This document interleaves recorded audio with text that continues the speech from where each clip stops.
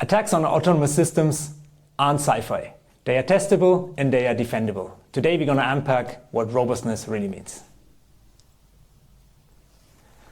So welcome to AI with a Human Touch.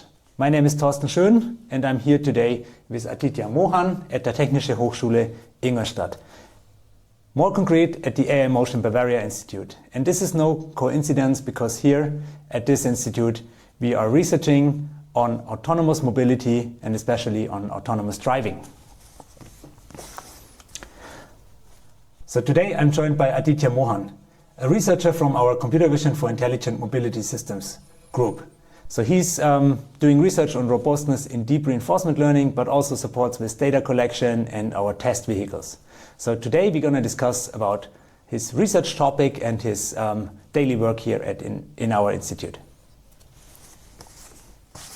Okay, Adi, very warm welcome today. So first question, what drew you into this field of research? Hi, Torsten. First of all, thanks a lot for this opportunity. So I was a AI robotics engineer before, so I've had worked with various fields like drone technology and into construction robotics and also into industrial robotics. But when we talk about AI and also intelligent mobility as we speak, is kind of like the hot topic right now because it's not just about developing something in this manner, but also it's more of a social responsibility because it involves public in this manner. So I would like that's what actually I was curious about this and I wanted to get into this field. So that's how I chose this.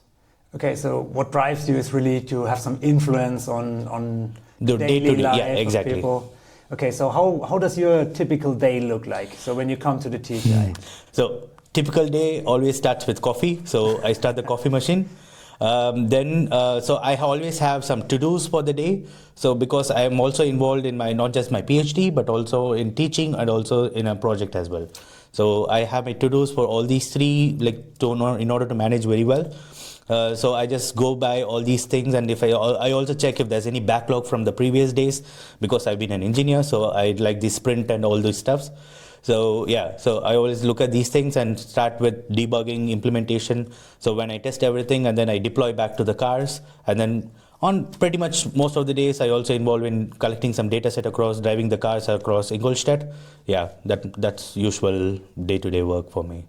Okay, let's dig a bit to this cars you mentioned and the data set. So they are equipped with some kind of sensors. Yeah. So we have a high precision GNSS system. We have two cars here. We soon get the third one. Yeah, exactly. LiDAR, camera, also an imaging radar. So what is the typical run when you go out with these cars? So as soon as when we talk about data collection, the first steps is always about checking the battery banks for the cars and also for the sensors, because we have two separate battery banks for these two. Like e-vehicles always have their own battery bank, and we have a separate battery for the sensors setup. So we check the percentage at which they are and if they are capable of the today's run or stuff like that. And then the next step is the crucial step, because we take the vehicle out and drive through some tracks for the calibration of ADMA, which is nothing but the GNSS that you talked about recently. So and then we also run some sanity checks to check if all the sensors are time synchronized and all of them are good to go. And once we decide, we also do some planning of the routes, because not many want to do in the same route. So we also ask the people who needs the data set, like which route do you want us to cover and stuff like that, and then we just do that.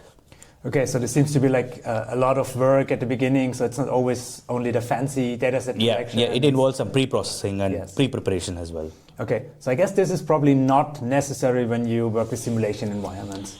So we have some digital twin of Ingolstadt in CARLA. Yes. So how is this different from the real world data collection? So simulation is good, But having a digital twin, what does the digital twin mean is like we have the real data set that's collected on the streets of Ingolstadt. So what we can do and what we are implementing right now is like we have the exact map in CARLA environment, and we can have the geosynchronized vehicle tagging onto the CARLA environment. So it's like we call this sim to real gap, and I think our research is progressing more towards that in bridging these two, because there's a huge gap between these two. And when we do that, it would be easy to implement in simulation and also in reality. Yeah.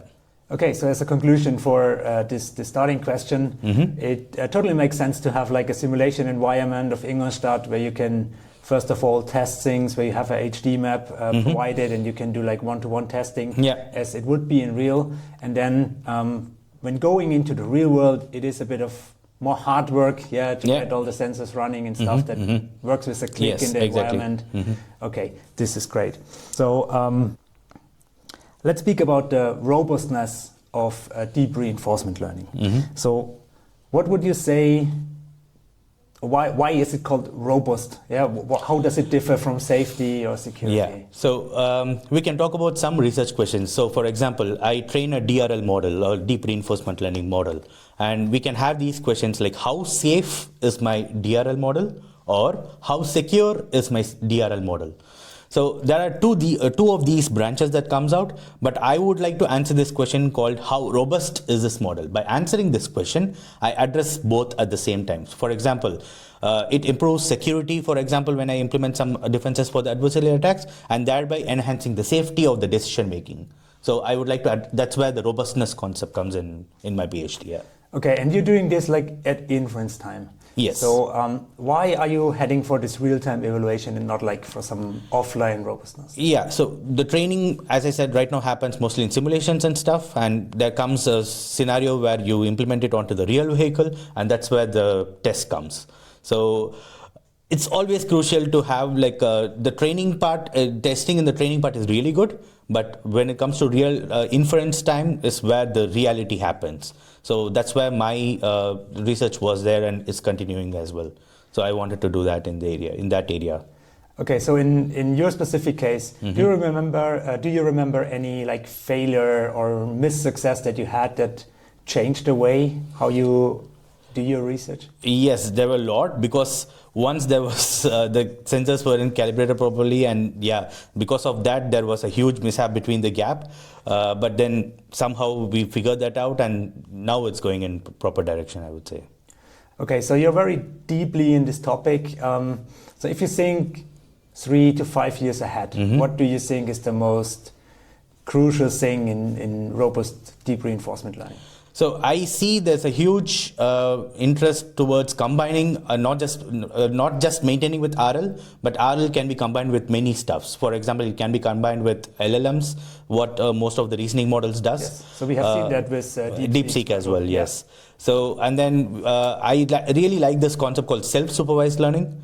So we now have some understanding of the world models and stuff, and where RL can also be combined. So I see there's a huge future, and from our research that we do, we bridge the gap between sim to real, and that's also another hot topic that we can discuss about, or like people can work on it. Okay, so how could you benchmark this? So how could you test that this is working well or better than what has been there before? Yeah, so I see 3 branches coming out of the benchmark. So one is the realism, I would say. Then comes the standardization and the bridging the gap between sim to real check. So the realism is nothing but the data set that we collect right now. This could actually help in benchmarking a lot of stuffs. This could itself be a benchmark for us. So what we do in the real-time evaluation on all those stuffs. Then comes the standardization. So we need to have some standard adversarial attacks and defenses so that we can test upon. And that's where we are also trying to create a library so that the scientific community can use it for this purpose. Then comes the sim to real gap as well. So we already have this, we are building it. So I think these 3 are like the main benchmarks that we can approach towards. Okay, so what you're saying is it is not enough just to have it in a simulation. We need to get it in the real life. Real life, and then there we need to also prove that it's really robust and can avoid most of these attacks. Exactly. Okay, great. So you're also teaching or you have some teaching responsibilities, so you're working frequently with young, motivated scientists, with students here at the TH Ingolstadt. So if there are some students who would be interested in this topic, so can you recommend some like first project to get into this, where you get a lot of knowledge, but you also like immediately feel what is necessary to be done? So for students, whenever they approach me for this kind of research topic, so what I would straight away ask them to do is, like, there's this gymnasium wrapper available for in Python. So you can use multiple environments that you can use, for example, Cartpole or like Lunar Lander and everything. But if someone is really interested with autonomous driving, there's also another gymnasium library called Highway ENV. And people could just quickly run some quick test on it, and they can just quickly understand some experiments that's running on it. And based on this, they could clearly have an hands-on on it. And then they could go with some conceptualizing some difficult simulations and stuff, for example, in CARLA or in MetaDrive and stuff like that. So yeah, that's how they can progress. Okay, Adi, we have talked a lot about your research and also about how students can start working in this topic. But there's also a big field of industry partners that might be interested in your research results. Yeah. So how do you think, for whom would this be interesting, and how can they collaborate with us? I mean, so we are really interested with industrial collaborations, and we are always looking for one. And for example, like doing research is one side, but the main aim is all about transferring the know-how to an industry where the real attacks or like real scenario happens. So people can just contact us, and then we'll see what's the possibility of collaboration and stuff going on. Okay, great. So let's go away for 1 minute, like from the robustness of deep reinforcement learning, and speak about the robustness of you as a researcher. So what tools and habits to make your research more robust and your daily work more robust? I think I kind of follow one attitude, or like, so there's this version control idea that we do, for example, in Git and stuff. So Git, it doesn't have to be just in Git. You can do in multiple ways. For example, you can log each and every experiment that we are doing, right? So initial, at least when I started my research, so I had this attitude of I log only the positive results. But it's not that about the research, right? So it's also about the negative side. So what are the negative results that we get? We should also log that, so that it could be a nice practice on knowing what not to do and what to do and stuff.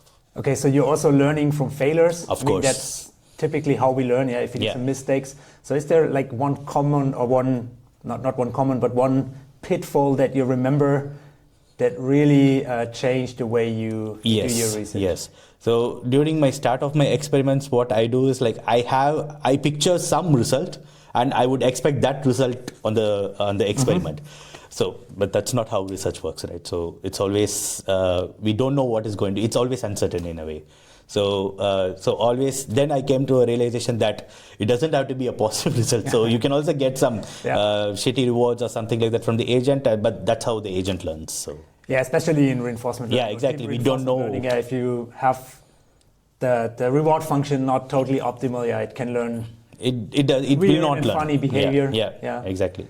Okay, thank you very much. So before we end, let's do like a quick fire round of questions. So I'm going to ask you a question, and you try to answer straight with one. Yeah, sure. Okay, so one recent scientific paper that you read. So I like this paper from, I mean, it's not the recent paper, but I read it recently. So it's from Jan Leken's JPA, the Joint Embedded Predictive Architecture paper. I really like it, and I want to use it in my research somehow. Okay, simulation or real world first? Real world. Real world first? Yes. Okay, good. So what is your favorite debugging trick if the deep reinforcement learning is not producing what you expect? Plot the reward curve live while training, and then see if there's any learning probability, and then fall in rewards or something like that. Okay, and last question, what is your favorite place to test in Ingolstadt? Anywhere where we get the Atma signal. Okay, that's an awesome answer. So that was AI with a Human Touch with Adi today. Thank you very much for being here. Thank you for watching. Make sure you subscribe to this channel, because we're going to keep exploring the science and the people that are shaping the intelligent mobility systems of tomorrow.